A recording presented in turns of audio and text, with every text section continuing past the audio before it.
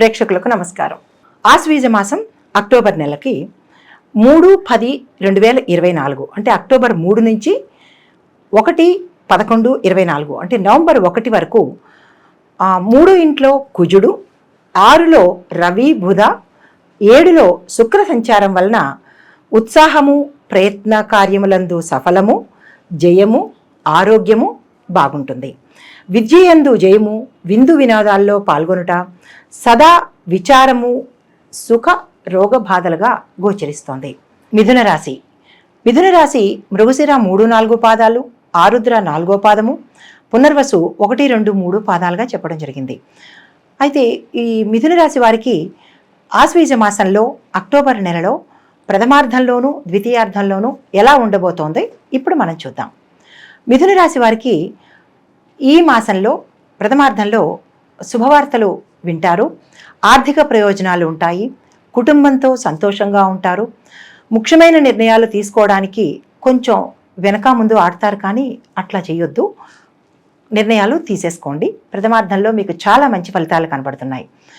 అయితే కుటుంబ సభ్యులను సంప్రదించాక మాత్రమే నిర్ణయాలు తీసుకోండి. కుటుంబ పరంగా వీరికి ఇంట్లోనూ పెద్దల్లోనూ అంటే ఇంటి పెద్దల్లోనూ అన్ని రకాలుగా వీరికి మంచి గౌరవ ప్రతిష్టలు కనబడుతున్నది. అయితే ఇంట్లో పెద్దలు ఎవరైతే ఉంటారో వారి యొక్క నిర్ణయం మేరకు నడుచుకుంటే మంచిది. ఏ నిర్ణయాలు తీసుకున్నా వారిని సంప్రదించి తీసుకోవాల్సిందిగా సూచన. తదుపరి ఆఫీసులో కొద్దిగా మనస్పర్ధలు మీ సహోద్యోగులతో కానీ పై అధికారులతో కానీ కొంచెం మనస్పర్ధలు కనబడేటట్టుగా కనబడుతోంది ప్రథమార్థంలో.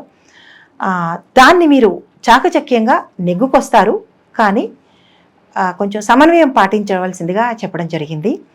అయితే ఏ పనినైనా చేసేటప్పుడు కొంచెం ఆచితూచి చేయవలసిందిగా చెప్పడం జరిగింది. దీర్ఘకాలికంగా మీకు ఏదైనా అనారోగ్య సమస్యలు ఉంటే ఈ మాసంలో ఇప్పుడు మీకు అవన్నీ మంచిగా అవుతుందన్నమాట. అంటే అనారోగ్యం నుంచి బయటపడతారు, ఆరోగ్యమే మీకు ఎక్కువగా కనబడుతోంది. అయితే కొత్త ప్రణాళికలు ఏమైనా వెయ్యాలని అనుకుంటే కనుక కొంచెం పోస్ట్పోన్ చేయండి. ప్రథమార్థంలో మీకు అంతగా కలిసి వచ్చినట్టుగా కనపట్టలేదు. ద్వితీయార్థంలో ఆ ప్రయత్నాలు చేయండి.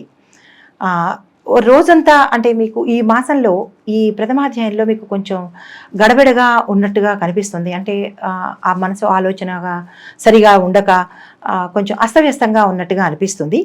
కొంచెం విశ్రాంతి తీసుకుని మీ పెద్దల్ని సంప్రదించండి. తర్వాత కొత్త ప్రణాళికలు ఈ మాసంలో వెయ్యవద్దు. బంధువులతో ఏవైనా విభేదాలు ఉంటే అవి పరిష్కారం అవుతాయి. కుటుంబంలో అన్యోన్యమైన వాతావరణం కనబడుతోంది. శత్రువులందరూ మీకు గతంలో శత్రువులుగా ఉన్నప్పటికీ ఈ మాసంలో మీకు మిత్రులు అవుతారు. మీరు ఏది అడిగితే అది చేసేటట్టుగా ఉన్నారు, మీ వైపు చాలా ఫేవర్గా ఉంటారు. తదుపరి వ్యాపారంలో కనుక మీరు ఏదైనా పెట్టుబడులు పెట్టాలి అంటే ఇప్పుడు కలిసి వచ్చే సమయము. పెట్టుబడులు నిర్భయంగా పెట్టండి. తర్వాత ఏదైనా పార్ట్నర్షిప్ వ్యవహారం చేయాలని అనుకుంటే కనుక పార్ట్నర్షిప్ వ్యాపారం కానీ లేదైనా కొత్త బిజినెస్ చేద్దామనుకుంటే కనుక ఈ మాసంలో ప్రథమార్థంలో మీకు అన్ని విధాల విజయం చేకూరుతుంది. పాత బకాయిలు ఏమైనా ఉంటే కనుక ఎవరైనా డబ్బులు ఇవ్వాల్సిన వాళ్ళు ఇవ్వకుండా ఎగవేస్తే కనుక ఈ మాసంలో మీకు వచ్చే అవకాశంగా కనబడుతోంది. నెక్స్ట్ మిథున రాశి వారికి ఈ మాసంలో ఇప్పుడు మీకు అనుకోని బకాయిలు కానీ ధనప్రాప్తి కానీ వచ్చే సూచన కనబడుతోంది. తర్వాత ఖర్చులని పెంచుకోకుండా తగ్గించుకుంటే మంచిది. ఈ సంవత్సరంలో 24-24 వరకు గురువు 11లోను, తర్వాత 21-4-24 నుంచి సంవత్సరాంతం వరకు 12లోకి సంచరిస్తున్నాడు. శని కుంభరాశిలో 9వ స్థానంలో సంచారము. రాహుకేతువులు ఇద్దరు 11వ రాశిలోను 10వ ఇంట్లోనూ సంచారం చేస్తున్నారు. కేతువు 4వ ఇంట్లో సంచారం చేస్తుంటే వారి ఫలితాలు ఎలా ఉంటాయి చూద్దాము. శని ఫలితము నవమ సంచారం వలన వివిధ రూపాలలో కష్టం రాబోతోంది. పాపకార్యములందు ఆసక్తి కనబరుస్తారు. ప్రయత్నాలు ఏవైనా చేస్తూ ఉంటే కనుక అవి చెడిపోయే అవకాశం కనబడుతోంది. వృత్తియందు ఆఫీస్లో కానీ వృత్తిలో కానీ వ్యాపారంలో కానీ కొంచెం ఆటంకాలు ప్రథమార్థంలో కనపడుతున్నాయి. రాహు ఫలితం ఎలా ఉండబోతోంది అంటే మనసు చాలా సంతోషంగా, ఉత్సాహంగా, ఆనందంగా ఉంటుంది. శరీరము బలంగా తయారవుతుంది, అంటే ఆరోగ్యం లేకుండా ఆనందంగా ఉంటుంది. కష్టాలు తొలగిపోయి మంచి శుభసూచకాలు, శుభ సంకేతాలు, శుభకార్యాలు చేసేటట్టుగా కనపడుతుంది. కేతు ఫలితము 4వ స్థానంలో ఉండడం వల్ల అస్థిర బుద్ధి, వాత ఆధిక్యము అంటే వాతకు సంబంధించిన అనారోగ్య సూచన, స్త్రీ మూలకంగా కలహాలు తలెత్తే అవకాశంగా కనబడుతోంది. ప్రభుత్వ కార్యాలు ఏవైనా ఉంటే కనుక అవి ఈ ప్రథమార్థంలో ఫలించేటట్టుగా కనబట్టలేదు. ప్రయాణాలు, దూర ప్రయాణాలు కానీ చేస్తారు. శుభ ఫలితాలే ఉంటాయి. సుఖవంతమైన ప్రయాణాలుగా సూచన కనబడుతోంది. కేతు ఫలితం ఎలా ఉంటుందంటే 4వ స్థానంలో ఉండడం వల్ల అస్థిర బుద్ధి, ఆనందమైన జీవితము, స్త్రీ మూలకంగా లాభము కనబడుతోంది. తదుపరి ఉద్యోగస్తులకు, వ్యాపారస్తులకు, రాజకీయ వాళ్ళకి ఎలా ఉంది అంటే వ్యవసాయదారులకు ఆదాయానికి మించిన ఖర్చులు కనబడుతున్నాయి.